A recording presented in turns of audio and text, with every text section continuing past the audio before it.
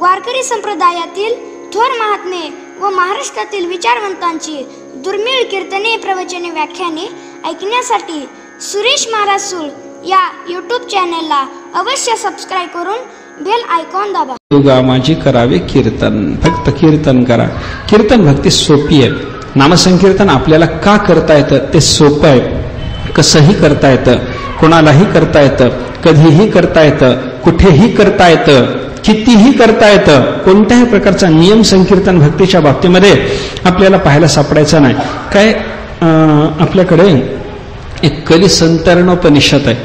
हरे राम हरे राम राम राम हरे हरे हा जो मंत्र आपण म्हणतो ना, 16 नामं त्याच्यात आली, 32 अक्षर आली. 32 अक्षराचा 16 नामाचा हा मंत्र ज्या उपनिषदातून आपल्याला उपलब्ध झाला ते कली संतरणोपनिषद. त्याच्यामध्ये विचार करा, द्वापार युगाच्या शेवटच्या काळामध्ये ब्रह्मदेवाकडं नारद गेले. कलियुगाला सुरुवात होत असलेली त्यांनी त्याची जाणीव घेतली व ब्रह्मदेवाला भेटायला गेले. ब्रह्मदेवाला म्हणे, काय देवा, आता कली सुरू होणार, जगात दोष वाढणार. मग या कलीला सुरुवात झाल्याच्या नंतर जीवाला कलीच्या दोषापासून मुक्त राहण्याकरता काही साधन आहे की नाही. ब्रह्मदेवाने सांगितलं, आहे साधन. कोणतं साधन? नामस्मरण. नामस्मरण नावाचं साधन आहे म्हणल्याच्या नंतर ब्रह्मदेवाला नारदाने विचारलं, कोणतं ते नाम? देवाचं नाम. कोणतं? प्राधान्यानं कोणतं घ्यावं? मग हरे राम हा मंत्र नारदाला ब्रह्मदेवाने सांगितला. अशा पद्धतीनं हे किंवा याच्यापेक्षा अन्यही देवाचं नामस्मरण करताना चालेल. ज्या नामाच्या विषयी तुमच्या अंतःकरणात विशेष प्रेम निर्माण होईल ते नाम नामस्मरणाकरता घ्या. विठ्ठल नामाविषयी प्रेम असेल विठ्ठल घ्या, कृष्ण नामाविषयी असेल कृष्ण नाम घ्या, राम नामाविषयी प्रेम असले राम नाम घ्या. नाम परमात्म्याचं असावं एवढं बंधन मात्र त्याच्या बाबतीमध्ये आहे. ठीक आहे, नामस्मरणानं काम भागतं. नारदाने विचारल्याबरोबर ब्रह्मदेवाने सांगितलं, हो, कलियुगामध्ये फक्त नामस्मरणानं काम भागतं. प्रत्येक युगाकरता त्याच्यासाठी साधनभेद शास्त्राला सांगावा लागला. काय साधन सांगितलंय? कृतयुगाकरता ध्यान, त्रेतायुगाकरता यज्ञयाग, द्वापाराकरता देवाची पूजा आणि कलियुगाचा विचार जरी केला तर आपल्याकरता नामस्मरण ही साधनं सांगितलेली आहेत. युगातल्या सर्व जीवांना करता येतील अशी ही साधनं आहेत. कृतयुगातले सगळे जीव ध्यान करू शकत होते, त्रेतायुगातले सगळे जीव यज्ञ करू शकत होते, द्वापारातले सगळे जीव देवाची पूजा करू शकत होते. कलियुगातल्या सगळ्या जीवाला ना ध्यान, ना यज्ञ, ना पूजा काही जमत नाही. आणि त्याच्यामुळे आपल्याला सगळ्यांना जमण्यासारखं एकच साधन नामस्मरण आहे. ध्यान जमतं आपल्याला सर्वांना, जमत नाही. ध्यान का जमत नाही? ध्यानाचा विचार जर केला तर ध्यानाकरता अंतःकरण शुद्ध पाहिजे. ध्यान म्हणजे काय? देव हृदयात यावा, देवाच्या आकाराची वृत्ती चालू राहावी, त्याला ध्यान असं म्हणतात. देवाच्या आकाराचा वृत्तीप्रवाह चालू ठेवण्याकरता हृदयात देव आला पाहिजे आणि तो हृदयात यावा याच्याकरता हृदय अगोदर शुद्ध पाहिजे. विकारानं ते जर घर, अंतःकरणरूपी घर भरलेलं असेल, देव तिथं येणार नाही. अंतःकरण शुद्ध पाहिजे, निर्वासन पाहिजे, विकाररहित पाहिजे. तर विकाररहित जर झालं, कामक्रोधे केले घररित्या असं जर झालं तर मग तुका म्हणे देह भरीला विठ्ठले होतं. देह विठ्ठलानं भरतो, अंतःकरणरूपी घर विठ्ठलानं भरतं, तिथं विठ्ठलाची व्याप्ती होते. पण त्याच्यासाठी अगोदर अंतःकरणातले सगळे विकार बाहेर पडावे लागतात. कलियुगात प्रत्येकाला हे जमत नाही, म्हणून ध्यान आपल्याला जमत नाही. राजोवाच निवृत्ती मार्ग कथित आदौ भगवता यथा क्रमयोगोपलब्धेन ब्रह्मणा यद संस्कृती. 6 स्कंदाच्या कथा भागाला सुरुवात होते आहे. या 6 स्कंधामध्ये पोषण नावाच्या महापुराणाच्या लक्षणापैकी पोषण नावाच्या लक्षणाचा विचार आहे. 10 महापुराणाची लक्षणं आपण कालच्या प्रसंगामध्ये पाहिली आणि त्या 10 लक्षणापैकी कोणत्या कोणत्या लक्षणाचा विचार कोणत्या कोणत्या स्कंदामध्ये आहे या संबंधातला क्रमाक्रमानं जो विचार आपण करायचा ठरवला त्याच्यात पोषणाच्या संबंधाचा थोडासा विचार या स्कंदामध्ये केलेला आहे. 6व्या स्कंदामध्ये पोषण सांगितलं. पोषण म्हणजे भक्ताचं रक्षण. भगवान परमात्म्याच्याकडून भक्त महात्म्याच्या बाबतीमध्ये जो रक्षणाचा विचार आपल्याला उपलब्ध होतो तो या 6व्या स्कंदामध्ये विशेष पाहायला सापडतो. अन्यत्र परमात्म्यानं भक्ताचं रक्षण केलेलं आपल्याला दिसत नाही असं नाही. अनेक स्कंधामध्ये तशा पद्धतीचा विचार आहे, पण 6वा स्कंद विशेषतः पोषण नावाच्या लक्षणाचा विचार करण्याकरता सरेल आहे. अशी या स्कंदाच्या बाबतीतली संगती आपल्याला पाहायला सापडते. पोषण म्हणजे भक्त महात्म्याचं रक्षण. भक्ताच्याकडून कदाचित एखाद्या पद्धतीचा अपराध जरी घडलेला असला तरी परमात्मा त्या अपराधाकडे कानाडोळा करून किंवा त्या अपराधाचं त्या भक्ताला प्रायश्चित्तद्वारा परिमार्जन करून परमात्मा त्या भक्तावर अनुग्रह करतो. अशा पद्धतीचं भक्ताचं पोषण परमात्म्याच्याकडून, रक्षण परमात्म्याच्याकडून घडत असतं. असं अनेकांच्या बाबतीमध्ये आहे. अनेकांचं रक्षण भक्तांनी केलं. मागे पुढे उभा आहे सांभाळिता आरी आघात निवारावे, असं देवाचं चाललेलंच आहे. भक्ताच्याकडं आलेलं संकट ते कशाही पद्धतीचं असो, आध्यात्मिक असो, अधिभौतिक असो, अधिदैविक असो, त्या प्रत्येक संकटातून भगवंतांनी भक्ताचं रक्षण केलेलं आहे.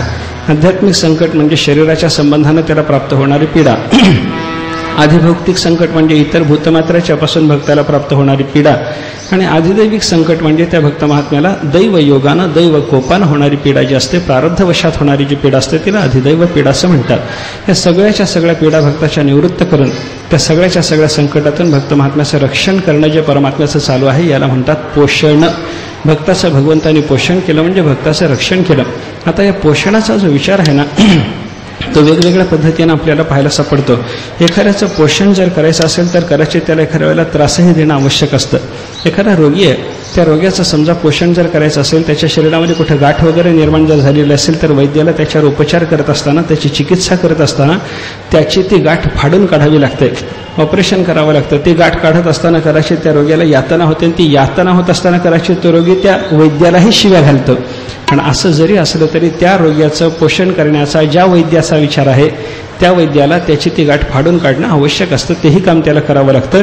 असं भक्त महात्म्यांच्या बाबतीमध्ये कदाचित जर त्यांच्याकडून एखादा दोष घडल्याची शक्यता जर निर्माण झालेली असली तर तो दोष, त्या दोषाचं परिमार्जन करणं, त्याच्याकरता भक्ताला थोडासा ताप देणं आणि त्या तापाच्या माध्यमातूनही त्याच्यावर कृपा करणं, अनुग्रह करणं, अशा पद्धतीचं भगवंताचं पोषण भक्तांच्या बाबतीमध्ये चाललेलं असतं. प्रत्येक वेळेला सुख देऊनच परमात्मा पोषण करतो असं समजायचं कारण नाही. कित्येक वेळेला ताप देऊनही परमात्म्याने भक्तांचं पोषण केलेलं आपल्याला पाहायला सापडतं. गोपिकांच्या बाबतीमध्ये जर आपण पाहायला लागलो तर गोपिकांना संयोगाचं सुख भगवंताच्या विशेष अपेक्षित असताना सुद्धा परमात्म्याने त्यांना आपला विरह दिला आणि विरहाच्या माध्यमातून त्या गोपिकांचं पोषण केलं. कारण विरहाच्या अवस्थेमध्ये परमात्म्याचं स्मरण विशेष रीतीनं त्यांना घडवून परमात्म्याने त्यांचं पोषण केलेलं आहे असं आपल्याला म्हणता येतं. गोपिकांनी माझ्या स्मरणामध्ये सदा सर्व काळ असावं असं देवाला वाटत असल्यामुळं स्वतःचा संयोग त्या गोपिकांना देण्याच्या पेक्षा भगवंतांनी विरह देणं पसंत केलं. विरहाच्या माध्यमातून गोपिकाचं पोषण करणं, एखाद्या भक्ताच्या बाबतीमध्ये त्याला संयोगाचं सुख देऊन त्याचं पोषण करणं, एखाद्या भक्ताच्या बाबतीमध्ये एखादी पीडा त्याला उपस्थित करून त्याचं पोषण करणं, आणि एखाद्या भक्ताच्या बाबतीमध्ये जर आपण पाहायला लागलो तर त्याला सुख देऊन त्याचं पोषण करणं हे परमात्म्याचं चाललेलं आहे. अंतःकरणामध्ये परब्रह्म त्याच्या विराजमान असल्यामुळे त्याला परमानंद प्राप्त आहेच आहे, ब्रह्मसुख त्याला प्राप्त आहेच आहे. बाह्य दृष्टीनं जर विचार केला तर त्याच्याकडे एखादा ताप येण्याची शक्यता आहे. पण हा ताप भगवंतांनी त्याला घडवला म्हणजे भगवंतांनी त्याचं एका पद्धतीनं ते पोषण केलेलं आहे असं आपल्याला चिंतन करावं लागतं. असं अनेक भक्तांच्या बाबतीमध्ये अनेक पद्धतीनं परमात्म्याने पोषणाचा जो क्रम स्वीकारला तो या स्कंदामध्ये आपल्याला सांगितलेला पाहायला सापडतो. एक मनुष्यातला भक्त आहे अजामिळ, देवातला भक्त आहे या ठिकाणी आपल्याला उपलब्ध होणारा भगवंताचा इंद्र. हे देवातल्या भक्ताचं, त्याच्यानंतर मनुष्यातल्या भक्ताचं, सगळ्याच्या सगळ्या प्रकारच्या भक्तांचं परमात्मा कशा पद्धतीनं पोषण करतो या संबंधातला विचार या स्कंदामध्ये आहे. या स्कंदामध्ये परमात्मा आपलं पोषण करण्यात प्रवृत्त होतो, पण देवानं आपलं पोषण करण्यामध्ये प्रवृत्त व्हावं, परमात्म्याचा आपल्यावर अनुग्रह व्हावा याच्याकरता आपल्याला काही साधना करावी लागते. मग ती आपल्याकडून घडणारी साधना कशा कशा पद्धतीची असू शकते याचा विचार सांगण्याकरता हा स्कंद आहे. भक्ताचं केलेलं पोषण तेही सांगितलं आणि त्या पोषणाच्या करता त्या भक्तांच्याकडून कोणत्या पद्धतीची साधना घडली याचाही विचार या स्कंदामध्ये आहे. या स्कंदामध्ये 3 प्रकरणं आहेत. एकंदर या स्कंदाचा विचार जर आपण करायला लागलो तर 19 अध्याय आहेत. पण 19 अध्यायाची वर्गवारी करत असताना आपल्याला थोडीशी वर्गवारी अशी पाहता येते. पहिल्यांदा 3 अध्यायाचं प्रकरण पहा, त्याच्यापुढे 14 अध्यायाचं प्रकरण पहा आणि त्याच्यापुढे 2च अध्यायाचं प्रकरण पहा. एकंदर 3, 14 आणि 2 अशा पद्धतीनं या स्कंदाच्या अध्यायाची वर्गवारी जर केली तर 19 ही संख्या पूर्ण होते. आणि ही 19 संख्या पूर्ण होत असताना ही ज्या अध्यायांची वर्गवारी आपण करणार आहोत या वर्गवारीने केलेल्या अध्यायाच्या एका गटामध्ये भगवंताने एक प्रकरण, हे शुकाचार्यांनी एक प्रकरण सांगितलेलं आहे असं आपल्याला म्हणता येतं. अध्यायाचं प्रकरण आहे हे नामप्रकरण आहे. पुढे येणारं 14 अध्यायाचं प्रकरण आहे हे ध्यान प्रकरण आहे. आणि शेवटी येणारं 2 अध्यायाचं जे प्रकरण आहे ते अर्चन प्रकरण आहे, पूजेचं प्रकरण आहे. पहिल्यांदा नामस्मरण, त्याच्यानंतर ध्यान, त्याच्यानंतर परमात्म्याची पूजा, या सगळ्याच्या सगळ्या साधनेचा विचार या स्कंधामध्ये आपल्याला पाहायला सापडतो. कारण हा स्कंध भक्ताचं परमात्म्याने केलेलं रक्षण आणि त्या रक्षणाच्यासाठी भक्त महात्म्यांच्याकडून घडणारी साधना याचं स्पष्टीकरण करण्याकरता आलेला हा स्कंद आहे. पोषण करतो, रक्षण करतो, पण ज्याच्या रक्षणामध्ये परमात्म्याची प्रवृत्ती व्हायला लागली त्याच्याकडून काही साधना पाहिजे की नाही? बोला, साधनेमध्ये कोणती साधना प्रधान आहे याचा विचार जर आपण करायला लागलो तर कलियुगाच्या क्रमाच्या दृष्टीनं विचार करत असताना नामस्मरण पहिल्यांदा, ध्यान हे साधन त्याच्यानंतर आणि पूजन हे साधन त्याच्यानंतर आहे बरं का. बाकीच्या युगाचा क्रम विचारात घेऊ नका. कृतयुगाचा क्रम जर पाहिला तर आपण तिथं ध्यानाची प्रधानता आहे. कलियुगाचा क्रम जर पाहिला तर या ठिकाणी नामाची प्रधानता आहे. कलियुगातल्या जीवांच्यासाठी म्हणून इथं शुकाचार्याने किंवा व्यासाने हा क्रम स्वीकारलेला आहे. पहिल्यांदा नामप्रकरण आलं, त्याच्यानंतर ध्यान प्रकरण आलं आणि त्याच्यानंतर अर्चन प्रकरण या ठिकाणी आलेलं आहे. एका प्रकरणात आलेल्या या साधनेचा थोडासा विचार आपल्याला करायचा आहे. पहिल्यांदा नामप्रकरण आहे. नामप्रकरणाचा थोडासा विचार करा. परमात्म्याचं नाम हे महत्त्वाचं साधन. कलियुगाच्या बाबतीमध्ये दुसरं कोणतंही साधन आपल्याला फलद्रूप होण्याची शक्यता नसल्यामुळं किंवा ते साधन करता येत नसल्यामुळं संत महात्म्याने आणि शास्त्रकाराने सांगितलं कलियुगामध्ये फक्त नामस्मरण करा बाबा, बाकी काही तुम्हाला करता येणार नाही. काही बाकीच्या युगामध्ये करावी लागणारी साधनं किंवा केली जाणारी साधनं वेगळी आहेत आणि कलियुगामध्ये करावं लागणारं किंवा केलं जाणारं किंवा करणं शक्य असलेलं असं जे साधन आहे ते वेगळं आहे. प्रत्येक युगामध्ये परमात्म्याची प्राप्ती सर्वांना अभिलषित आहे. प्रत्येकाला पाहिजे काय तर परमात्म्याचं सुख पाहिजे, परमात्मा पाहिजे. एखादा म्हणेल परमात्मा पाहिजे, एखादा म्हणेल देवाचं अस्तित्व नाकारणारा एखादा मनुष्य म्हणेल मला देव नको आहे. पण देवाचं अस्तित्व नाकारणाऱ्या माणसाने देव नको म्हणून जरी सांगितलं तरी त्याला देव पाहिजे हे आपल्याला सिद्ध करता येतं. कशावरून सिद्ध करता येतं? देव नाही म्हणणारा, देव नको म्हणणारा असा जर एखादा मनुष्य असला तरी तो सुख नाही आणि सुख नको असं म्हणतो का याचा विचार करा. सुख नाही असं कोणी म्हणत नाही. जगामध्ये सुख आहे असाही लोकांचा विचार आहे आणि ते सुख आपल्याला प्राप्त झालं पाहिजे असाही प्रत्येकाचा विचार आहे. प्रत्येकाला मला सुख असावं असंच वाटतं. मज रागे दुःख व्हावे ऐसे कोणी भावे ना जीवे. जगामध्ये एकाही प्राण्याची इच्छा मला दुःख असावं अशी नाही, मला सुख असावं. इह जगती सर्व एव जंतु निरतिशयम सुखमुत्तमम ममास्तु उपरमत तथोपघातरूपम विषयज दुःखमिती स्पृहां करोते. संक्षेप शारीरकाराने आपल्याला सर्व प्राण्यांच्या इच्छेचा विषय सांगितला. सगळ्याच्या मनामध्ये एकच विचार काय आहे, प्रत्येकाला काय अभिलषित आहे, काय सगळ्याच्या मनामध्ये यावेळी एकदम काय आहे हे सांगणं तसं असाधारण इच्छेच्या दृष्टीनं जर चिंतन आपण करायला लागलो तर ते शक्य नसतं. पण साधारण इच्छेचा विषय मात्र सर्वांच्या सांगणं शक्य असतं बरं का. एक विनोदानं सांगायचं जर झालं तर त्या बिरबल बादशहाच्या कथामध्ये एक कथा आली. दरबार भरलेला. बादशहानं बिरबलाला एका दिवशी सहज प्रश्न विचारला, बिरबल एक मला सांग, इथं एवढे लोक बसले, या सगळ्या लोकांच्या मनामध्ये आत्ता असलेला एक विचार सांग. सगळ्याच्या मनातलं स्वतंत्र चिंतन नको, प्रत्येकाच्या मनामध्ये आत्ता इथं काय आहे. बिरबल युक्तिवादी होता, बिरबल हुशार होता, हजरजवाबी होता. युक्तिवादाचा विचार करून बिरबलानं लगेच राजाला पटेल अशा पद्धतीचं उत्तर देऊन टाकलं, राजे या सगळ्या लोकांच्या मनात असलेला, इथं असलेल्या सगळ्याच लोकांच्या मनात असलेला आत्ता असलेला एकच विचार तुम्हाला सांगायचं आहे ना, सांगतो म्हणे. काय विचार आहे? बिरबलानं सांगितलं आमच्या राजाचं भलं व्हावं एवढाच सगळ्याचा विचार आहे म्हणे, दुसरा विचार नाही. आणि तुम्हाला जर खोटं वाटलं तर विचारून पहा. आता दरबारात बसलेला मनुष्य राजाच्या समोर राजा विचारत असताना माझ्याबद्दल तुमच्या अंतःकरणात काय म्हणल्यावर भलं व्हावं एवढंच आहे असं म्हणणारच की नाही? कोणी म्हणू शकलं नाही राजेसाहेब तुमचं वाटोळं व्हावं आमच्या मनात आहे, कोणी म्हणत नाही. जरी त्यांच्या मनात असलेल्या राजाचं वाटोळं व्हावं तरी परंतु राजाच्या समोर म्हणण्याची तशी कोणाची छाती नाही. हे बिरबलाने दिलेलं सगळ्याच्या साधारण इच्छेच्या संबंधातलं बिरबलानं दिलेलं हे जे उत्तर आहे हे उत्तर खरं नाही. पण शास्त्रकारांनी सर्वांच्या साधारण इच्छेचं जे उत्तर दिलंय ते मात्र खरं उत्तर आहे. काय उत्तर आहे? सर्वांची साधारण इच्छा काय, सर्व प्राण्यांच्या अंतःकरणामध्ये असलेली एकच इच्छा काय, याचा विचार संक्षेप शारीरकारांनी किंवा शास्त्रकारांनी अन्यही वेदांतातल्या ग्रंथामध्ये आपल्याला असा सांगितलेला पाहायला सापडतो की बाबा मला दुःख नसावं, माझ्या ठिकाणी दुःखाचा उपाधीच्या योगानं जो संबंध निर्माण झालेला आहे त्या संबंधाचं खंडन व्हावं आणि मला अनंत सुख प्राप्त असावं. उपरमत तथोपघात रूपम विषयज दुःखमिती स्पृहां करोते. माझं दुःख जावं आणि मला सुख असावं. म्हणजे प्रत्येक प्राण्याला सुखाची अभिलाषा आहे की नाही? बोला. देव नाही म्हणणारा माणूस, देव नको म्हणणारा माणूस, त्याही माणसाला सुख आहे आणि सुख प्राप्त व्हावं असं वाटतं ना. ज्या अर्थी त्याला सुख प्राप्त व्हावं वाटतं आहे त्या अर्थी त्याला परमात्मा पाहिजे आहे. कारण सुख आणि परमात्मा या दोन गोष्टी वेगळ्या नाहीत. वेदाने विचार सांगत असताना सांगितलं विज्ञानम आनंदम ब्रह्म. परमात्मा कसा आहे? ज्ञानस्वरूपाचा आहे, तसा तो आनंद आहे, आनंद रूप आहे, सुख रूप आहे. सुखम अस्य आत्मनः रूपम. आत्म्याचं रूप सुख आहे. विज्ञानम आनंदम ब्रह्म. श्रुतीमातेनं त्याचा विचार सांगत असताना परमात्मा आनंद रूप म्हणून सांगितला, भागवतानं आनंद रूप म्हणून सांगितला आमच्या संत महात्म्यांनी सुद्धा परमात्म्याच्या बद्दलचा विचार बोलून दाखवत असताना आनंद अद्वय नित्य निरामय जे का निजध्येय योगियांचे अशाच पद्धतीचा विचार सांगितलेला आहे. परमात्मा आनंद रूप आहे ना, मग प्रत्येकाला सुख पाहिजे ना. सुख पाहिजे याचाच अर्थ सुख आणि परमात्मा ही दोन्ही तत्व वेगळी आहेत असं नाही, एकाच तत्वाची ही दोन नावं आहेत. त्याच्यामुळे सुख पाहिजे या भाषेत कोणी सांगितलं काय आणि मला परमात्मा पाहिजे या भाषेत सांगितलं काय, तत्व एकच पाहिजे. मग ते सुख जर प्रत्येकाला अभिलषित असेल तर त्या सुखाच्या प्राप्तीकरता प्रत्येक युगामध्ये, भगवंताच्या प्राप्तीकरता प्रत्येक युगामध्ये साधन काय करायचं बोला. साधनाचा विचार सांगत असताना प्रत्येक युगामध्ये युगातली परिस्थिती वेगळी वेगळी पाहून साधनाचा विचार वेगळा वेगळा सांगावा लागला. शास्त्राने सब घोडे 12% असं साधन कधीही सांगितले नाही. सर्व काळामध्ये सर्वांची परिस्थिती वेगळी वेगळी असल्यामुळं सर्व काळातल्या वेगळ्या वेगळ्या परिस्थितीत वावरणाऱ्या सर्व जीवांच्यासाठी एकाच साधनाचा उपदेश शास्त्र कधी करत नाही. देशाचा विचार करतं, काळाचा विचार करतं, परिस्थितीचा विचार करतं, वयोमानाचा विचार करतं आणि प्रत्येकाच्या करता म्हणून मग शास्त्र वेगळं वेगळं साधन सांगायला लागतं.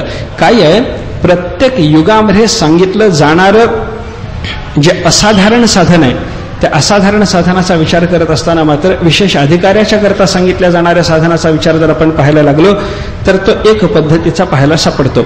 साधन चतुष्टय संपन्न जो झाला त्याला कृतयुगातही ज्ञान सांगता येतं आणि कलियुगातही ज्ञान सांगता येतं. पण जगात जन्माला येणाऱ्या सर्व जीवांच्यासाठी जेव्हा साधनाचा विचार उपस्थित होतो, अधिकार निरपेक्षतेने जेव्हा साधनाचा विचार सगळ्या युगातल्या जीवांच्या करता म्हणून सांगावा लागतो, त्यावेळेला मात्र शास्त्राला युगपरत्वे साधन बदलावं लागतं. साधन चतुष्टय संपन्नाला साधन सांगत असताना युगभेदाचा विचार करून साधन सांगायची गरज नाही.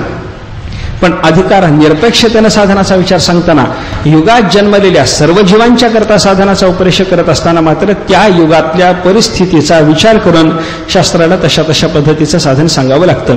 काय साधन शास्त्राने सांगितलंय बोला. व्यास महर्षीने सांगितलं कृतयुगाकरता वेगळं, त्रेतायुगाकरता वेगळं, द्वापाराकरता वेगळं आणि कलियुगाच्या करता म्हणून वेगळं साधन शास्त्राने सांगून ठेवलेलं आहे. काय काय साधन सांगितलं. कृते अध्यायतो विष्णुम त्रेतायाम यजतो मखैहि द्वापरे परिचर्यायाम कलवत हरी कीर्तनात. ही साधनं शास्त्राने सांगून ठेवलेली आहे. कृतयुगाचा विचार जर केला तर ते युग चालू असताना मनुष्य मात्राच्यासाठी ध्यान सांगितलेलं पाहायला सापडतं. ध्यान आणि परमात्मा भेटतो. त्रेतायुगाचा विचार जर केला तर तिथे यज्ञ आणि परमात्मा भेटतो असं सांगितलं. द्वापराचा विचार जर केला तर द्वापार युगामध्ये भगवंताच्या भेटीकरता देवाचं पूजन करावं लागत होतं. आणि कलियुगाचा विचार जर आपण करायला लागलो, कलियुगामध्ये दुसरं तिसरं साधन करायची गरज नाही. कलियुगा माझी करावी कीर्तन तेणे नारायण देईल भेटी. कलियुगामध्ये परमात्म्याचं नामसंकीर्तन करा, दुसरं तिसरं साधन करण्याची आवश्यकता नाही, अपेक्षा नाही असं शास्त्रकारांनी चिंतन सांगितलेलं आहे. आता हे साधन का बदललं बाबा. एकच साध्य ना, देवच भेटावा वाटतो ना. कृत त्रेता द्वापार करी चारही युगातल्या लोकांना, जीवांना देवाच्याच भेटीची अभिलाषा आहे ना. मग साध्य जर एक असेल तर युगपरत्वे साधन का बदललं याचा विचार जर आपण करायला लागलो तर प्रत्येक युगातली परिस्थिती बदललेली आहे. काय काय बदललं बघा. अंतःकरणाच्या शुद्धीचं प्रमाण प्रत्येक युगामध्ये बदलत गेलं. आयुष्याचं प्रमाण प्रत्येक युगात बदलत गेलं. शरीरात असलेल्या बळाचा विचार जर केला तर प्रत्येक युगामधली शरीराच्या बळाची स्थिती बदलत गेली. मनुष्याची कष्ट करण्याची प्रवृत्ती जर आपण पाहायला लागलो युगपरत्वे तिच्यामध्ये ऱ्हास होत गेला. आणि मनुष्याच्या प्राणाच्या स्थितीकरता शरीर आपलं जे जे एक तत्व सांगितलेलं आहे ते तत्व सुद्धा पुढच्या युगामध्ये उथळ होत गेलं. अशा पद्धतीचा विचार आपल्याला शास्त्राने सांगितलेला आहे. आयुष्याचा विचार करा. मनुष्याच्या बाबतीमध्ये आयुष्याचं प्रमाण कृतयुगात जे होतं ते कलियुगात नाही. कृतयुगातला मनुष्य लाखो वर्ष जगत होता. त्रेतायुगामध्ये आयुष्याचं प्रमाण थोडं घटलं, हजारो वर्ष मनुष्य जगू लागला. द्वापाराचा काळ आला तेव्हा मनुष्याचं हजारो वर्षाचं आयुष्य जाऊन मनुष्याला शेकडो वर्षाचं आयुष्य प्राप्त झालं. आणि कलियुगाचा काळ जेव्हा आला तेव्हा शेकडो नाही, फार झालं तर शतवर्षाची गणना रे. अल्प आयुष्य मानव देह शत गणिले संपलं. फार झालं तर शतायुर्वय पुरुष. 100 वर्षाचं फार झालं तर आयुष्य. शतायुर्वय पुरुष किंवा शतगणिले असं जरी संत महात्म्यांनी सांगितलेलं असलं तर प्रत्येकाच्या बाबतीमध्ये तेवढं आयुष्य प्रत्येकाला मिळेलच याचा काही भरवसा आपल्याला सांगता येत नाही. शास्त्राचं जे बोलणं असतं ते प्रायः बहुतेक अधिक जर आपण पाहायला लागलो तर 100 वर्ष फार तर मनुष्याला आयुष्य आहे. आता चिंतन करा. कृतयुगात लाखाचं आयुष्य, त्रेतायुगात हजाराचं आयुष्य, द्वापारात शेकडो वर्षाचं आयुष्य आणि कलियुगामध्ये फार झालं तर जर 100 वर्षाचं आयुष्य असेल तर सगळ्या युगामध्ये एक साधन सांगून चालेल का. लाखो वर्षाचं आयुष्य ज्याला लाभलेलं आहे त्याला जे साधन करता येतं ते कलियुगातल्या 100 वर्षाच्या आयुष्य मर्यादेमध्ये माणसाला करता येणं शक्य आहे का? म्हणून साधनाचा विचार बदलावा लागला. आयुष्य बदललं, आयुष्याची मात्रा प्रमाण बदललं आणि आयुष्याचं प्रमाण बदललेलं असल्यामुळं मनुष्याला सांगावी लागणारी साधना तिच्यात बदल करावा लागला. आयुष्य जसं बदललं त्याप्रमाणे मनुष्याच्या बाबतीमध्ये दुसरी गोष्ट बदलली, प्राणाच्या स्थितीचं तत्व बदललं. कृतयुगामध्ये जिथं प्राण राहत होते त्रेतायुगात तिथंच राहत नाहीत. त्रेतायुगात जिथं राहत होते तिथंच प्राण द्वापारात राहणार नाहीत. द्वापारयुगामध्ये ज्या तत्वामध्ये प्राणाची शरीरामध्ये स्थिती होती कलियुगामध्ये त्या तत्वामध्ये प्राणाची स्थिती राहिली नाही. प्राण उथळ झाले. ज्या तत्वाच्या योगानं प्राणाचं शरीरातून लवकर निर्गमन होईल अशा तत्वामध्ये प्राणाची स्थिती उत्तरोत्तर यायला लागली. बरं का, तुम्ही विचार करा, कृत, त्रेता, द्वापार आणि कली प्राण कुठे राहत होता? स्मृती ग्रंथामध्ये त्याचं वर्णन करत असताना असं सांगितलंय, कृतेच अस्थिगता हा प्राणाः, त्रेताया मांस संस्थितः, द्वापरे रुधिरम यावत आणि कलौ अन्येषु संश्रितः. प्राणाचा विचार सांगत असताना शास्त्राने असं सांगितलं, कृतयुगामध्ये प्राण हाडात राहत होता, त्रेतायुगामध्ये प्राण थोडा अलीकडे आला, मांसात आला. द्वापारयुगाचा विचार करायला लागलो तर प्राण अजून अलीकडे आले, रक्तात आले. आणि कलियुगाचा विचार जर केला तर प्राण अजून आले, अन्नातच आले. बस एवढं उथळ तत्वामध्ये प्राणाचं स्थैर्य हे उत्तरोत्तर युगामध्ये आपल्याला पाहायला सापडतं. हाड जेवढे चिवट आहे मांस तेवढे चिवट नाही. मांस जेवढं दीर्घकाल टिकणार आहे रक्त तेवढ्या दीर्घकालपर्यंत टिकत नाही. आणि रक्त जेवढं टिकणार आहे तेवढ्या कालापर्यंत सुद्धा अन्न टिकत नाही. उत्तरोत्तर न्यून आयुष्य जगणाऱ्या तत्वामध्ये प्राणाची स्थिती होत गेली की नाही बघा तुम्ही. हाडाचा विचार जर करायला लागलो तर हाड बरेच दिवस टिकतं. कृतयुगामध्ये प्राणाची स्थिती हाडात आहे. हाडामध्ये प्राण राहतो याचा अर्थ एखाद्या प्राण्याच्या शरीरातले बाकीचे सगळे धातू संपले, हाड जर असेल तर तो मनुष्य कृतयुगामध्ये जिवंत राहायचा. कातडं गेलं, सगळं कातडं गेलं, मांस गेलं, रक्त गेलं, मज्जा गेली, सगळ्या धातूचा लय झाला, पण अस्थि नावाचा एकच धातू विद्यमान आहे. कृतयुगात माणूस जगत होता. कृतेच्या अस्थिगता हा प्राणाः. त्रेतायुगाचा विचार करा, त्रेतायुगामध्ये हाडामध्ये माणसाच्या प्राणाची स्थिती राहिली नाही, थोडे प्राण अलीकडं. त्रेताया मांस संस्थितः, शरीरात जोपर्यंत मांस आहे तोपर्यंत शरीरामध्ये प्राण राहणार, ही त्रेतायुगातली अवस्था होती. कसं आहे बघा, हाड जेवढं दीर्घकाळ टिकतं तेवढं दीर्घकाळपर्यंत मांस टिकत नाही. मांस थोडं कमी टिकणार आहे, मांसात प्राण. पण हाडाच्या पेक्षा जरी कमी चिवट मांसाची अवस्था असली तरी मांस कमी चिवट आहे असं समजायचं कारण नाही. तुम्ही पहा, शरीरामध्ये गेलेलं अन्न त्याचं दहन व्हायला कमी वेळ लागतो, त्या अन्नाच्या पेक्षा रक्ताचं दहन व्हायला वेळ कमी लागतो. आणि रक्त जळाल्याच्या नंतर थोड्या वेळानं मग मांस जळायला सुरुवात होते. एखाद्या प्रेताचं दहन बघून या म्हणजे हे सगळं आपल्याला क्रमाक्रमानं कळेल. अन्न जळायला वेळ नाही, रक्त जळायला थोडा वेळ, आणि मांसाचं दहन होण्याकरता मात्र थोडासा अधिक काळ लागलेला आपल्याला पाहायला सापडतो, आहे की नाही. म्हणजे मांस चिवट आहे, हाडा एवढे चिवट नाही, हाडा एवढे टिकाऊ नाही, मजबूत नाही, पक्क नाही, स्थिर नाही, तरी परंतु मांसही चिवट आहे. त्रेतायुगामध्ये मांसात प्राणाची स्थिती होते. म्हणून मांसात असलेला प्राण तो थोडासा दीर्घकाल जगणारा, म्हणजे लाखो वर्ष हाडासारखा जरी न जगणारा असला तरी मांसातला प्राण हजारो वर्षपर्यंत जगू शकत होता. ही त्रेतायुगातली अवस्था आहे. द्वापारात चला, द्वापार युगाचा काळ जेव्हा सुरू झाला तेव्हा प्राण अजून अलीकडे आले. हो, कुठे आले? द्वापरे रुधिरम यावत, जोपर्यंत शरीरामध्ये रक्त राहतं तोपर्यंत द्वापार युगामध्ये शरीरात प्राण राहणार असं शास्त्राने सांगितलेलं आहे. तुम्ही विचार करा, रक्तामध्ये प्राणाची स्थिती म्हणजे शरीरात जोपर्यंत रक्त आहे तोपर्यंत प्राण राहणार अशी स्थिती द्वापारातली. मांसापेक्षा कमी काळपर्यंत टिकणारं रक्त, आणि त्याच्यामुळे द्वापार युगातल्या मनुष्याचं आयुष्य अजून घटलं. आणि कलियुगाला जेव्हा प्रारंभ झाला तेव्हा प्राण हाडात तर राहिलेच नाहीत, मांसामध्येही राहिले नाहीत. त्याच्यानंतर रक्ताचा विचार केला तर रक्तातही प्राण राहिले नाहीत. कलौ अन्येषु संश्रितः, कलियुगामध्ये फक्त अन्नामध्ये प्राण आहेत. पोटात अन्न आहे तोपर्यंत मनुष्य जगणार, अन्न संपलं मनुष्य मरणार आहे. म्हणून असं म्हणतात की नाही, एखाद्या माणसाचं जर मरण जवळ आलेलं, अटळ असलेलं आपल्याला साधारणपणे लक्षात येत असलं तर माणसं त्याच्याबद्दल बोलत असताना हा लवकर मरणारे म्हणत नाहीत, शिदोरी तुटली म्हणतात. शिदोरी तुटणे याचा अर्थ अन्न पाणी संपणे म्हणतात की नाही. अन्न पाणी संपलं हो त्यांचं आता, संपलं म्हणजे अन्न पाणी संपणं म्हणजे मरण जवळ येणं असा अर्थ झाला. शिदोरी तुटणं, अन्न उठणं, है की नाही, असे शब्दप्रयोग आपल्याला जगामध्ये पाहायला सापडतात की नाही. याचा अर्थ काय? शिदोरी तुटली, अन्न संपलं, अन्न उठलं. याचाच अर्थ अन्नात प्राणाची स्थिती आहे हे शास्त्रीय तत्व जरी माहिती नसलं तरी अशा पद्धतीचा लोकांमध्ये असलेला जो प्रवाद आहे, या प्रवादातून तेच तत्व आपल्याला लक्षात घेता येण्यासारखं आहे. अन्नामध्ये प्राण आहेत. विचार करा, हाडात ज्याचा प्राण आहे, मांसात ज्याचा प्राण आहे, रक्तात ज्याचा प्राण आहे, त्याला जे साधन सांगून चालतं तेच कलियुगातल्या माणसाला सांगून चालणार आहे का? चिंतन करा. एक एक पद्धतीनं पुढे पुढे विचार आपला चाललाय. पहिल्यांदा आपण आयुर्मर्यादेचा विचार केला. आयुष्याचं प्रमाण युगपरत्वे बदललं म्हणून साधन बदलावं लागलं. प्राणाची स्थिती युगपरत्वे बदलली, उथळ उथळ तत्वामध्ये येत गेली. उत्तरोत्तर कमी काळ जगणाऱ्या तत्वामध्ये प्राणाचं स्थैर्य होत गेलं म्हणून साधन बदलावं लागलं. अजून एक विचार करा, अंतःकरणाच्या शुद्धतेचा विचार करा. आपल्याला अंतःकरणाची शुद्धता जी कृतयुगात होती ती आज आहे का? कृतयुगातला प्रत्येक मनुष्य अंतःकरण शुद्ध असलेला होता. प्रत्येकाचं अंतःकरण शुद्ध आहे. कृतयुगामध्ये तुम्ही विचार करा, अनेक उदाहरणं अशी आपल्याला दाखवता येतात. त्या कृतयुगामध्ये आपल्याला अंतःकरणामध्ये मनुष्याच्या कधी विकार निर्माण झाला असं दिसत नाही, आणि कदाचित जर निर्माण झाला तर तो दीर्घकाळ टिकत नाही. बरं का, विकार होणार नाही असं म्हणता येणार नाही, पण जर झाला तर तो दीर्घकाळ टिकत नाही, क्षणविनाशी. निर्माण झाला विकार, पण परमात्म्याचं ध्यान सतत चालू आहे, त्याच्यामुळे विकार लगेच नष्ट होणार, अशी त्यांची अवस्था होते. उदाहरण सांगतो म्हणजे आपल्याला कळेल. कृतयुगामध्ये मनुष्याचं अंतःकरण कसं शुद्ध राहत होतं त्याच्याबद्दल उदाहरण आलंय. महाभारतातही आहे, वेदामध्ये उपनिषदातही ती कथा आहे. एक अश्वपती नावाचा राजा होता. काय झालं, त्या अश्वपती राजाच्याकडे एकदा तत्वचिंतन करण्याकरता काही ऋषी गेले. प्राचीन, जन, बोडिल वगैरे काही ऋषींची नावं आहेत. त्या ऋषींनी एका दिवशी तत्वचिंतन करायचं ठरवलं. वैश्वानर अग्नीच्या स्वरूपाचा निश्चय करायचा ठरवला.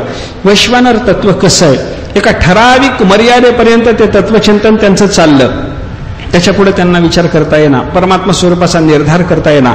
या ऋषीने ठरवलं की म्हणे बाबा ठीक आहे, आपल्याला इथपर्यंतचा विचार स्फुरला, याच्या पुढचा विचार आपल्याला करायचा आहे. तो करायची आपली ताकद नाही, आपल्यापेक्षा कोणीतरी अधिकारी गाठला पाहिजे. चला कुणाकडे तरी जावं. या 4-5 जणांनी विचार जेव्हा केला तेव्हा त्यांना नाव सुचलं उद्दालक ऋषी. त्यांच्याकडे चला म्हणे. उद्दालकाच्या आश्रमाकडे हे 4-5 जण निघाले.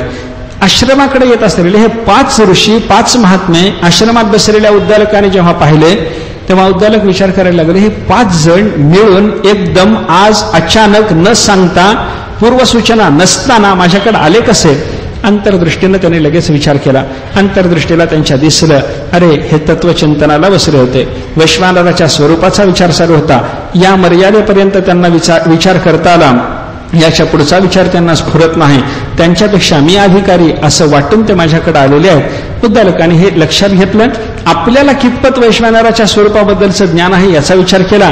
तेव्हा त्या मुनींना सुचलेलं ज्ञान आणि यांना स्फुरलेला विचार दोन्ही समान.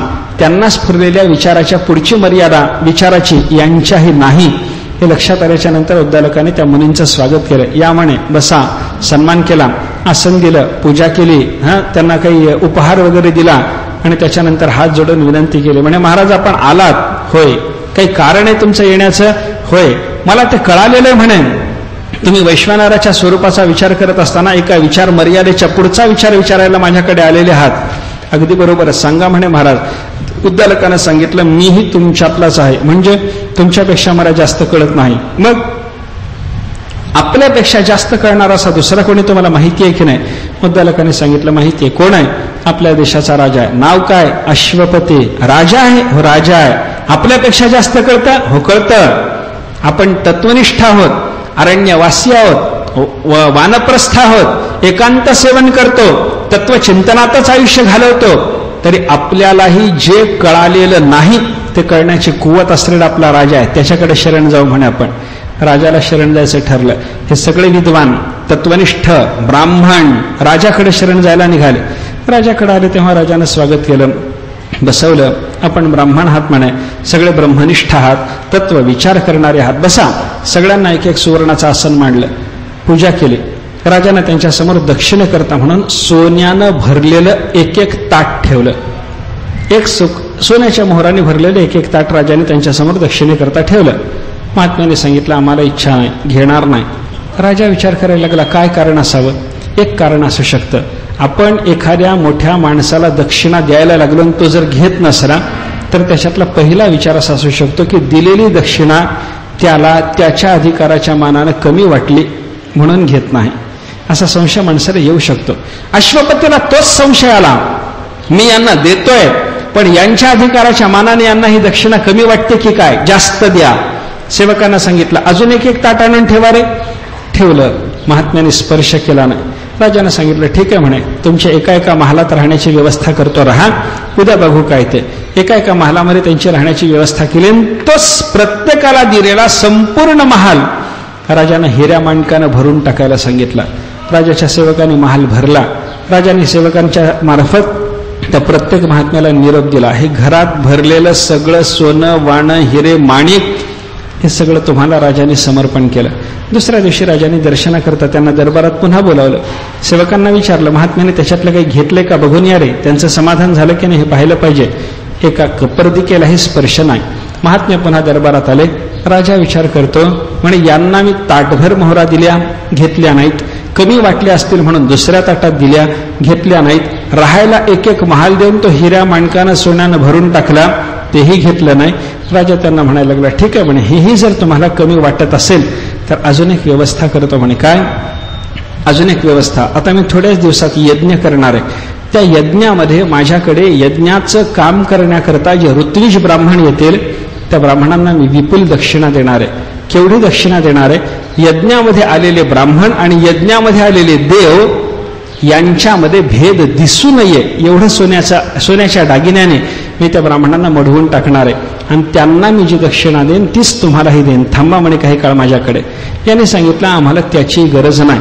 मग राजाच्या लक्षात आलं आपण दिलेली दक्षिणा कमी वाटली म्हणून हे महात्म्य स्वीकारत नाहीत असं नाही, यांच्या मनात दुसरा विकल्प आला असेल. राजा म्हणायला लागला तुमच्या मनामध्ये हे धन कमी वाटतं असं आहे का, असं अजिबात नाही राजे, दुसरा विकल्प काय.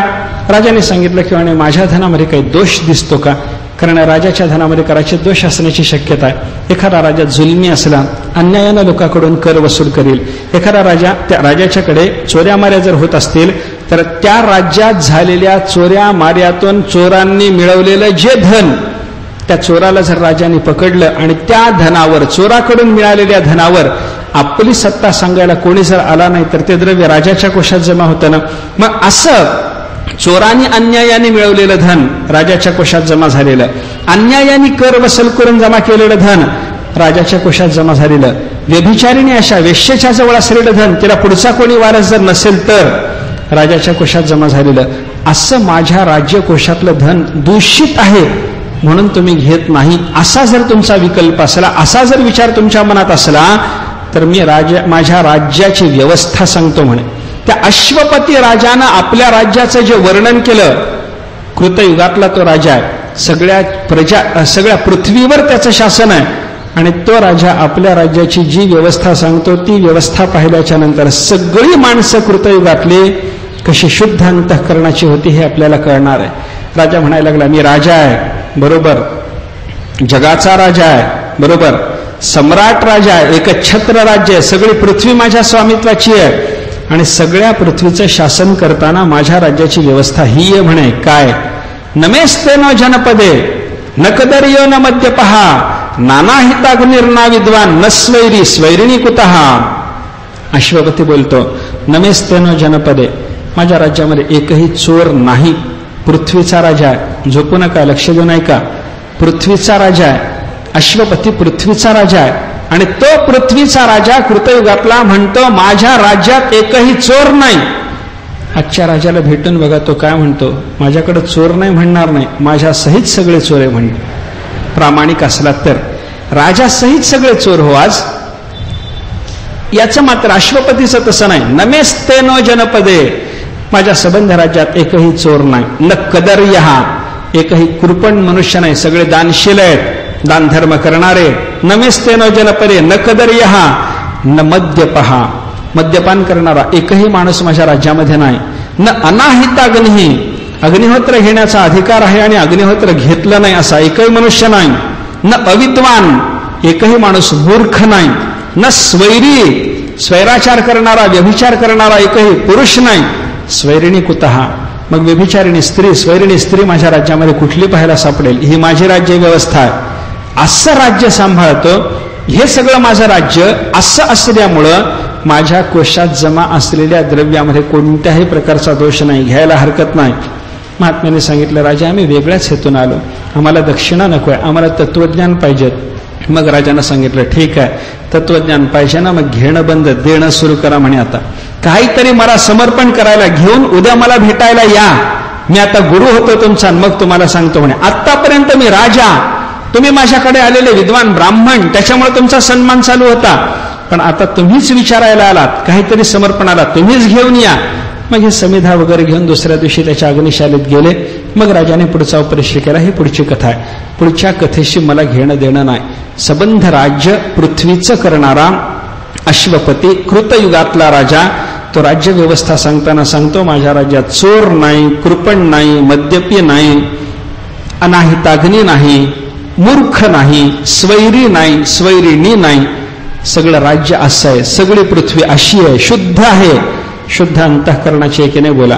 ही शुद्धता अंतःकरणाच्या बाबतीमध्ये परमार्थाच्या दृष्टीनं अपेक्षित असलेली ही शुद्धता कृतयुगात जशी सर्व मनुष्याच्या ठिकाणी नांदत होती, कलियुगाचा काळ जर विचारात घेतला तर ही शुद्धता प्रत्येकाच्या ठिकाणी आहे का? बोला.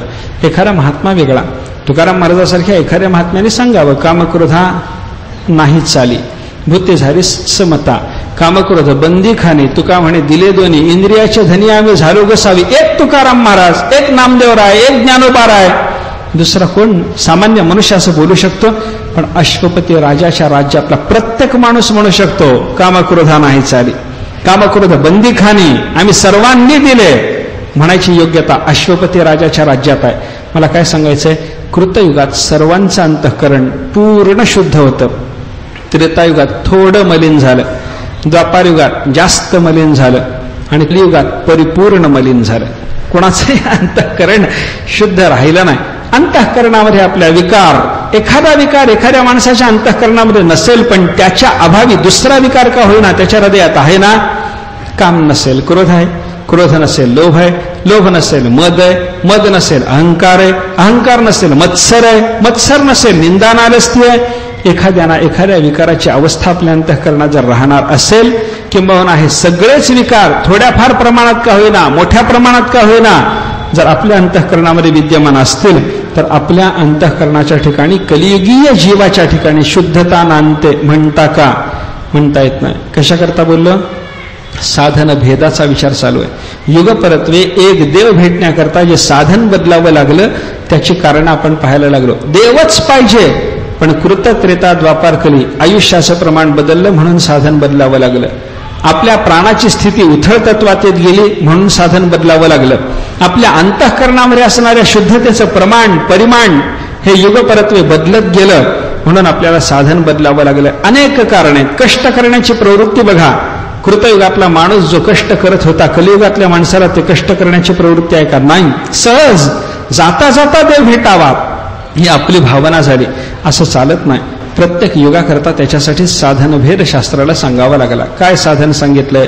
कृतयुगाकरता ध्यान, त्रेतायुगाकरता यज्ञयाग, द्वापाराकरता देवाची पूजा, आणि कलियुगाचा विचार जरी केला तर आपल्याकरता नामस्मरण, ही साधनं सांगितलेली आहेत. युगातल्या सर्व जीवांना करता येतील अशी ही साधनं आहेत.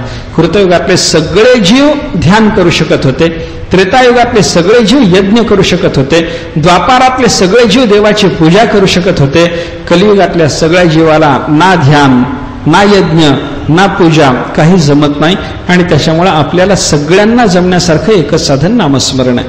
ध्यान जमतं आपल्याला सर्वांना, जमत नाही. ध्यान का जमत नाही? ध्यानाचा विचार जर केला तर ध्यानाकरता अंतःकरण शुद्ध पाहिजे. ध्यान म्हणजे काय? देव हृदयात यावा, देवाच्या आकाराची वृत्ती चालू राहावी, त्याला ध्यान असं म्हणतात.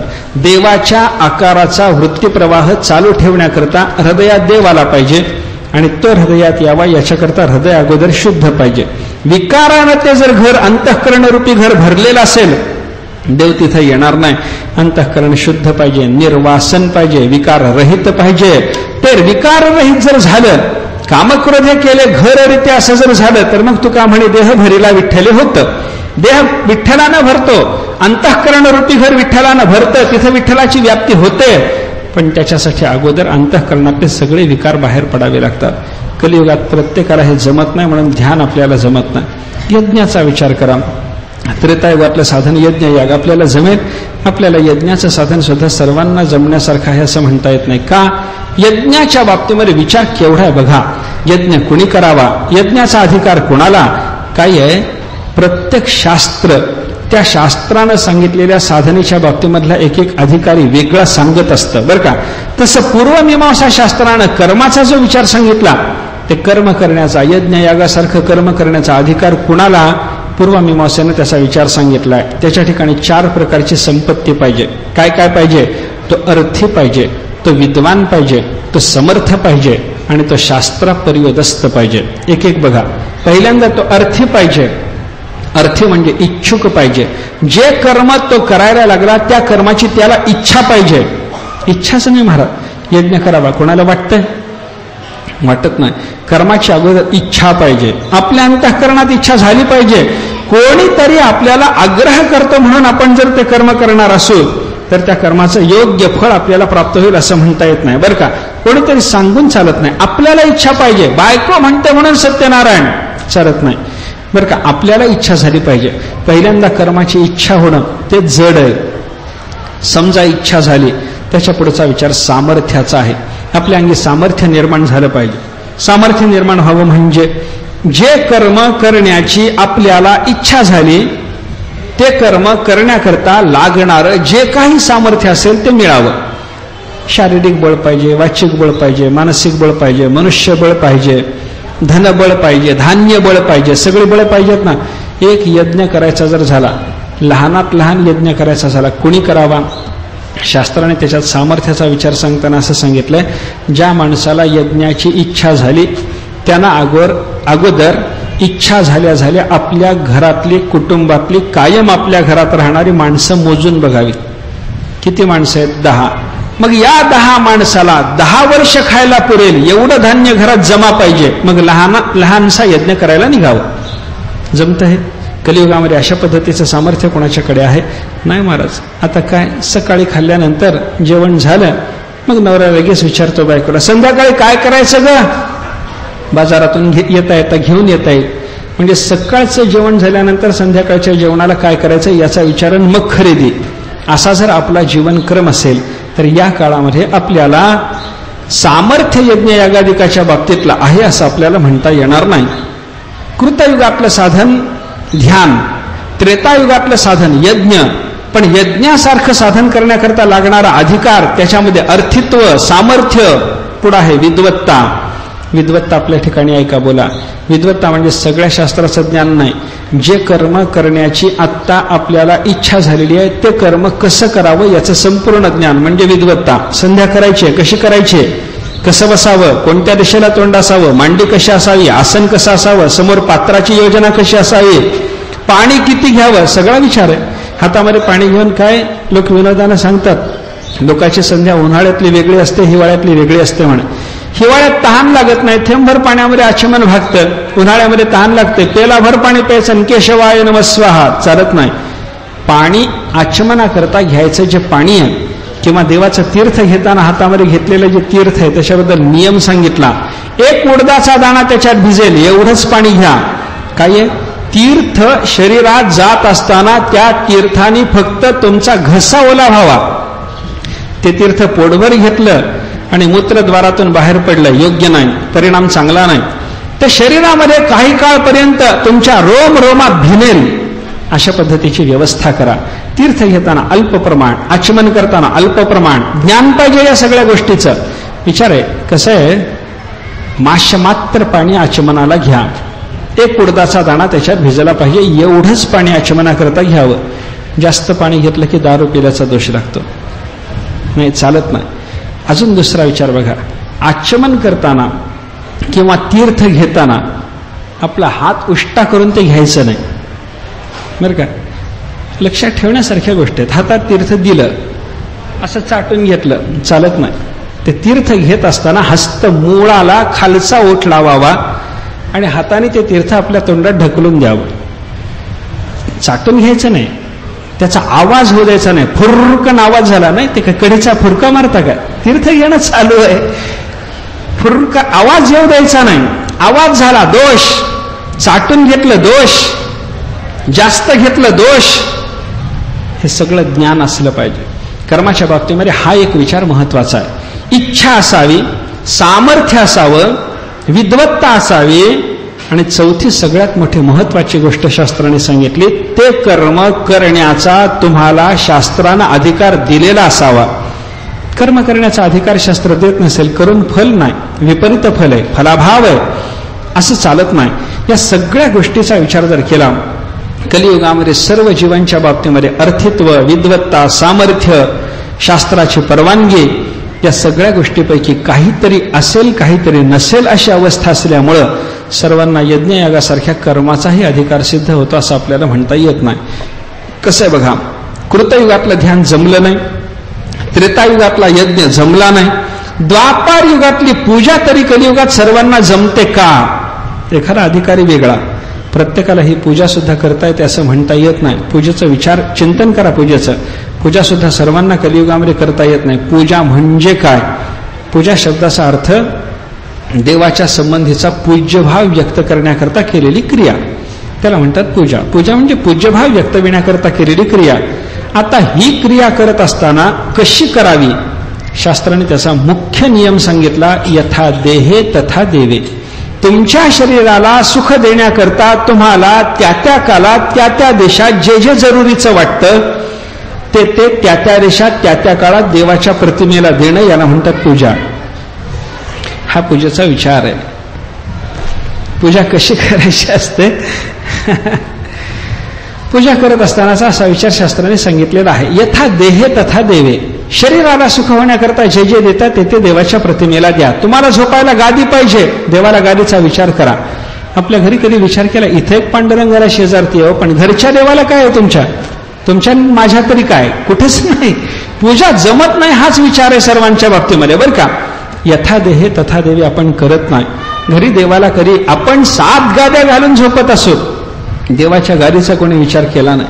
देवाला अंथरुण लागतं, कोणी पाहत नाही. हिवाळ्यामध्ये तुम्हाला पांघरायला 4-4 पांघरुणं लागतात, देवाला कधी घातलं पांघरुण? कोणी घालत नाही. उन्हाळ्याच्या दिवसामध्ये तुम्हाला थंडगार पाणी प्यायला लागतं, देवाला कधी पाजवलं? एकदा सकाळी त्याला आंघोळ घालून त्याच्या कपाळाला गंध लावत असताना ते नाकातोंडात कुठं गेलं हे न पाहता ते ओरबाडून टाकलं. एक चिमूटभर साखर त्याच्यासमोर ठेवली, एकदा उदबत्तीनं आरती त्याला ओवाळली, ती त्याला पोळेल अशाच पद्धतीनं त्या देवाच्या जवळ ठेवून दिली, आणि तिथून बाहेर पडला की दुसऱ्या दिवशी स्नान होऊन देवघरात जाईपर्यंत देवाचा याचा काही संबंध नाही. असं चालत नाही. यथा देहे तथा देवे. शरीराला सुख सिद्ध व्हावं याच्याकरता ज्या ज्या क्रिया करायच्या त्या त्या सगळ्या क्रिया प्रतिमेकरता करणं, त्याला म्हणतात देवाची पूजा करणं. कृतयुगातला प्रत्येक माणूस अशी पूजा करत होता. आज कलियुगामध्ये आपल्याला ते सगळ्यांना जमण्याची शक्यता नाही. मग आपण ध्यान करू शकत नाही, यज्ञ करू शकत नाही, पूजाही आपल्याला करता येत नाही. संतांनी शेवटचं साधन सांगून ठेवलं, कलियुगा माझी करावे कीर्तन. फक्त कीर्तन करा. कीर्तन भक्ती सोपी आहे. नामसंकीर्तन आपल्याला का करता येतं? ते सोपं आहे. कसंही करता येतं, कोणालाही करता येतं, कधीही करता येतं, कुठेही करता येतं, कितीही करता येतं. कोणत्याही प्रकारचा नियम संकीर्तन भक्तीच्या बाबतीमध्ये आपल्याला पाहायला सापडायचा नाही. काय आपल्याकडे एक कलिसंतरणोपनिषद आहे. हरे राम हरे राम राम राम हरे हरे हा जो मंत्र आपण म्हणतो ना, 16 नामं त्याच्यात आली, 32 अक्षर आली. 32 अक्षराचा 16 नामाचा हा मंत्र ज्या उपनिषदातून आपल्याला उपलब्ध झाला ते कलिसंतरणोपनिषद. त्याच्यामध्ये विचार करा, द्वापार युगाच्या शेवटच्या काळामध्ये ब्रह्मदेवाकडं नारद गेले. कलियुगाला सुरुवात होत असलेली त्यांनी त्याची जाणीव घेतली व ब्रह्मदेवाला भेटायला गेले. ब्रह्मदेवाला म्हणे, काय देवा, आता कली सुरू होणार, जगात दोष वाढणार. मग या कलीला सुरुवात झाल्याच्या नंतर जीवाला कलीच्या दोषापासून मुक्त राहण्याकरता काही साधन आहे की नाही? ब्रह्मदेवाने सांगितलं, आहे साधन. कोणतं साधन? नामस्मरण. नामस्मरण नावाचं साधन आहे म्हणल्याच्या नंतर ब्रह्मदेवाला नारदाने विचारलं कोणतं ते नाम, देवाचं नाम कोणतं, प्राधान्यानं कोणतं घ्यावं. मग हरिराम हरिराम हा मंत्र नारदाला ब्रह्मदेवाने सांगितला. अशा पद्धतीनं हे किंवा याच्यापेक्षा अन्यही देवाचं नामस्मरण करताना चालेल. ज्या नामाच्या विषयी तुमच्या अंतःकरणात विशेष प्रेम निर्माण होईल ते नाम नामस्मरणाकरता घ्या. विठ्ठल नामाविषयी प्रेम असेल विठ्ठल घ्या, कृष्ण नामाविषयी असेल कृष्ण नाम घ्या, राम नामाविषयी प्रेम असलं राम नाम घ्या. नाम परमात्म्याचं असावं एवढं बंधन मात्र त्याच्या बाबतीमध्ये आहे. ठीक आहे, नामस्मरणानं काम भागतं. नारदाने विचारल्याबरोबर ब्रह्मदेवाने सांगितलं हो कलियुगामध्ये फक्त नामस्मरणानं काम भागतं. चांगलं आहे म्हणे, नामस्मरण करायचं याच्या बाबतीमध्ये तुम्ही थोडासा फलाचा विचार सांगाल. सांगता येईल म्हणे. काय फल मिळतं? सगळं मिळतं. अवघे होते लाभ एका या चिंतने, नामसंकीर्तने गोविंदाच्या अवघे लाभ. सगळे लाभ तुमच्या पदरात पाडणारे हे नामस्मरण आहे. करा. ठीक आहे, सगळं मिळेल. एका नामाने मिळेल. कलियुगात एवढंच करता येईल, करावं लागेल. हो, एवढंच करता येईल आणि एवढंच करावं लागेल. ठीक आहे, मग विधी सांगा. कोस्य विधी हे या नामस्मरण नावाच्या साधनाचा विधी काय? एवढं महत्वाचं आहे ना, एवढं फल देणार आहे ना, विधी सांगा. ब्रह्मदेवानं सांगितलं नास्य विधी रीती. याला विधीच नाही, नियमच नाही. असंच नामस्मरण करा नाही. कर्म म्हणलं विधी आहे, योग म्हणला विधी आहे, ज्ञान म्हणलं की त्या ज्ञानाच्या प्राप्तीकरता अगोदर विधी आहे. विधी म्हणा, विधी छाया म्हणा, पण विधी आहे. काय असेल ते असो, प्रत्येक ठिकाणी विधीचा विचार ठराविक पद्धतीनंच ते झालं पाहिजे. विवेक, वैराग्य, शमारिषट, संपत्ती, मुमुक्षुता हे मिळवूनच मग ज्ञानमार्गात प्रवेश. विधी नाही तर काय आहे? विधी आहे. ज्ञानाला विधी, कर्माला विधी, योगाला विधी, पण नामस्मरणाला काही विधी? नारद विचारायला लागले तेव्हा ब्रह्मदेवाने सांगितलं नास्य विधी रीती. या नामस्मरणाच्या बाबतीमध्ये कोणत्याही प्रकारचं विधान नाही, विधी नाही. मग सर्वदा शुचिही अशुचिही वा पठन ब्रह्मणः सलोकताम समीपताम स्वरूपताम सायोज्यताम एती. ब्रह्मदेव सांगतात भगवंताचं नामस्मरण कधीही करा. सर्वदा शुचिही अशुचिही वा, तुम्ही पवित्र असा नसा. काय नामाच्या बाबतीमध्ये विचार सांगताना देशाच्या पवित्रतेचं भान ठेवायची गरज नाही, काळाच्या पवित्रतेचं भान ठेवायची गरज नाही. साधनाचं अनुष्ठान करणारा जो कर्ता, त्या कर्त्यानं स्वतःच्या पवित्रतेचं भान ठेवायची गरज नाही. बाकीच्या साधनाला चालत नाही. जिथं ते साधन करायचं ते स्थान पवित्र पाहिजे ना, पवित्र पाहिजे. एक ध्यानाची साधना बघा, भगवंतांनी गीतेत सांगितलं शुचौ देशे प्रतिष्ठाप्य स्थिरमासनमात्मनः नात्युच्छ्रितम नीचम चैलाजिन कुचोत्तरम. शुचौ देशे, पवित्र स्थानात जा, आसन लावा. ते आसन कसं असावं याचा विचार करा, त्याच्यावर बसा आणि मग तुम्ही ध्यान करा. ध्यानाला शुचौ देशे, कर्म करायचं झालं शुचौ देशे, ज्ञान मिळवायचं झालं पवित्र स्थानात जाऊन तिथं मग त्या महात्म्याचा आश्रय करून ज्ञान मिळवा. शुचौ देशे. नामस्मरणाचं स्थानाचं बंधन नाही, कुठेही करा. विचार करा, आपण कुठं कुठं नामस्मरण करू शकतो हे सांगताना मी उदाहरणानं असं सांगतो. सगळ्यात अपवित्र असलेलं जे स्मशान आहे तिथं गेल्यावर सुद्धा नामस्मरण चालतं की नाही?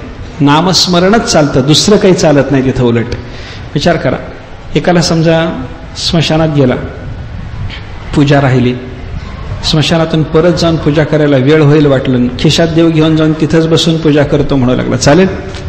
चालत नाही. स्थानाची पवित्रता इतर साधनाला पाहिजे, पण नामस्मरणाला स्थानाचं पावित्र्य अपेक्षित नाही. कुठेही करा. बर, कालाचं पावित्र्य, इतर कोणतं साधन करायचं असलं तर कालाची पवित्रता पाहावी लागते. कोणतेही साधन, बाकीच्या साधनाचा विचार जाऊ द्या, शास्त्रीय साधनाचा विचार जाऊ द्या, लौकिक साधन माणसं काल पाहतात.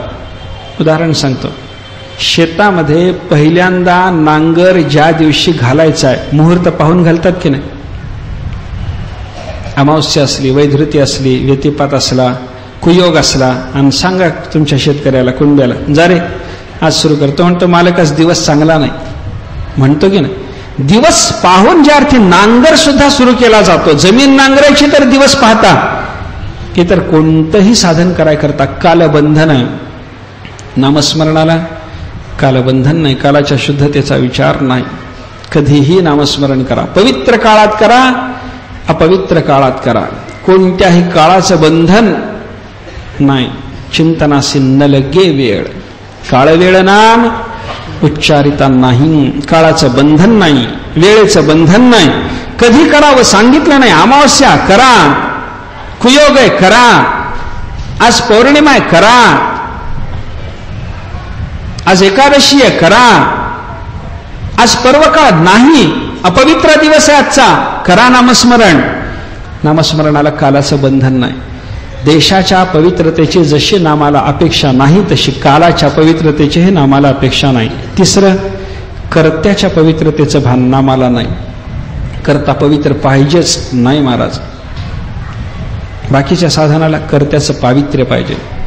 सकाळी उठलं पाहिजे, शौच झालं पाहिजे, मुखमार्जन झालं पाहिजे, स्नान झालं पाहिजे, भस्मगंधलेपन झालं पाहिजे, दर्भ तुळशी शेंडीत वगैरे खोले पाहिजेत, मगच बाकीची साधना करता येते. संध्या करायची आहे, कर्म करायचं आहे, कुठला लगेच निघाला देवघराकडे चालत नाही.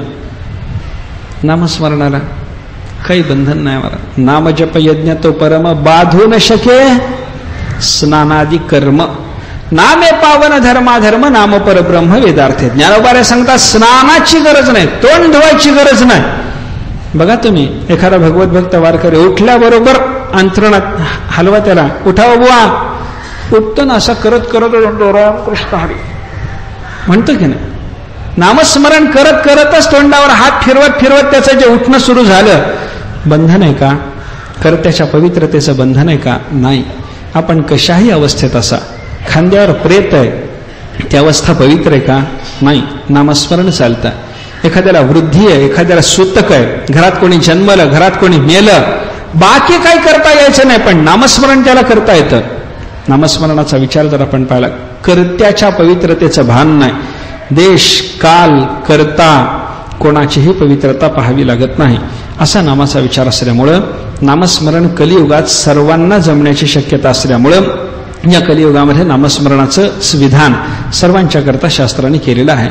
बरं, या नामानं मिळतं काय? सगळं मिळतं. अवघे होते लाभे आपण आत्ताच पाहिलेलं आहे. सगळं मिळतं. सगळं मिळतं म्हणजे काय काय मिळतं? सगळं मिळतं. ज्या साधनाचं फल तुम्हाला अपेक्षित असेल त्या साधनाच्या ऐवजी तुम्ही नामस्मरण करत चला, ते फल मिळेल. म्हणजे काय मिळेल? चित्त शुद्धी मिळेल, चित्त स्थैर्य मिळेल, आवरण दोष जाऊन मोक्ष मिळवायचा तोही नामानं मिळेल. कसं कसं कशावरून मिळेल? संतांनी सांगितलं म्हणून मिळेल.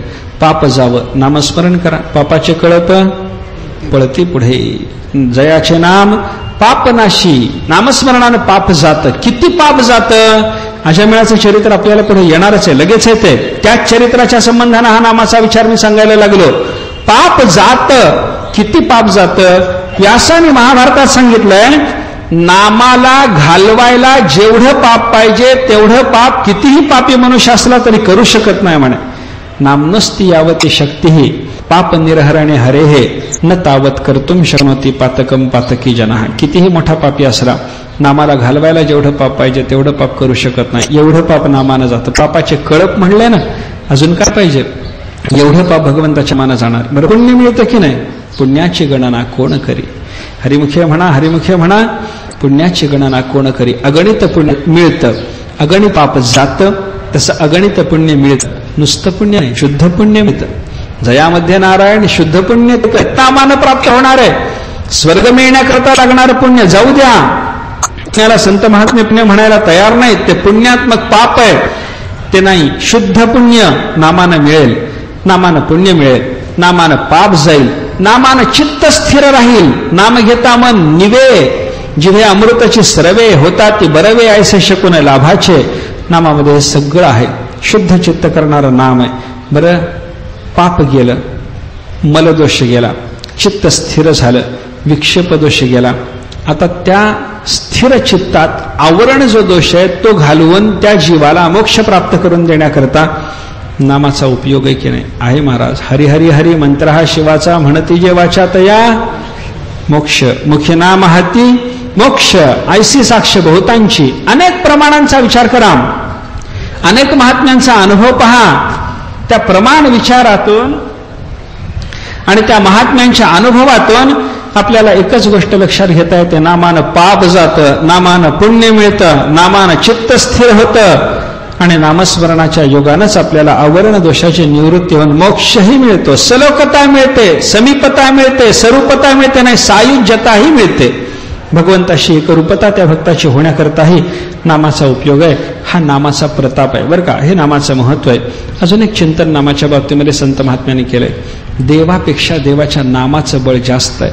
परमात्मा जे करू शकतो त्याच्यापेक्षा देवाच्यापेक्षा देवाच्या नामाला जास्त काम करता येतं. व्यवहारात सुद्धा तसा अनुभव काही वेळेला येतो. आपण व्यक्तिशः जे काम करू शकत नाही, आपल्या नावानं ते काम कित्येक वेळेला होतं. त्याप्रमाणे देवाला जे काम करता येत नाही ते देवाच्या नावाने केलं. अनेक उदाहरणं आपल्याला पाहायला सापडतात. मारुतीरायाचं आणि रामचंद्र प्रभूचं एकदा संभाषण चाललं होतं. दोघं एकांतात बसलेले, दोघं बोलायला लागलेले. बोलता बोलता रामाचं नामस्मरण करणं मारुतीरायाचं चालूच होतं. राम राम राम राम राम राम राम राम चालूच. मारुतीराय देवाजवळ बसलेले, रामाजवळ बसलेले आणि राम राम चालू. त्याच्यात खंड नाही. देवाने काही विचारावं तेवढ्यापुरतं बोलायचं आणि पुन्हा राम राम राम राम चालू. देवाने विचारलं, मारुती काय म्हणतोस? नामस्मरण करतो. कुणाचं? तुमचं. अरे माझ्या जवळ बसलास, मी जवळ यावा म्हणून जे करायचं, मी जवळ आल्यावर तेच चालू. देवाला त्यांनी सांगितलं, देवा तुम्ही जवळ यावेत म्हणून नामस्मरण. कोणी सांगितलं? नाम आमच्या जवळ राहावं म्हणूनच नामस्मरण आमचं चालू आहे. तुम्ही यावेत म्हणून नाही, तुम्ही यालच, नवल नाही त्यात, पण नाम आमच्याजवळ कायम राहिलं पाहिजे याच्याकरता नामस्मरण. अरे मी असताना नामस्मरण कशाला? माझ्यापेक्षा नाम मोठे का? निश्चित मोठे देवा. माझ्यापेक्षा नामाचं महत्व आहे. कसं आहे सांग? मारुतीरायांनी सांगितलं, रामत्वत्वधिकं नाम इति मे निश्चलामते. तेव्हा तुमच्यापेक्षा तुमचं नाव नक्की मोठं आहे, मला नक्की माहिती आहे. कशावरून मारुती? बोल ना. त्वयैका तारिता योद्ध्या नामनाच भुवनत्रयम. देवा तुम्ही उद्धार करणारे, पण फार तर अयोध्येचा उद्धार करता, पण तुमचं नाम मात्र त्रिभुवनाचा उद्धार करता. एक अयोध्या मोठी की त्रिभुवन मोठं? अयोध्येचा उद्धार करणारे तुम्ही लहान आहात आणि त्रिभुवनाचा उद्धार करणारं देवा तुमचं नाम असल्यामुळं नाम श्रेष्ठ आहे. नामाचं मोठेपण आहे. देवाला जे करता येत नाही ते देवाच्या नामाकडून होतं. उदाहरण सांगतो आपण नेहमी त्याच्याकरता. काय झालं? रामचंद्र प्रभू लंकेला निघालेले, सेतुबंधनाचं काम चालू. एका वानराने दगड आणायचा, त्याच्यावर रामाक्षरे लिहिली जायची, तो दगड पाण्यात टाकायचा, तो तरंगायचा. एकाला एक दगड लागता लागता तो सेतू तयार व्हायला लागलेला. रामाने हे कौतुक पाहिलं. अरे माझं नाव दगडावर आणि दगड तरतो.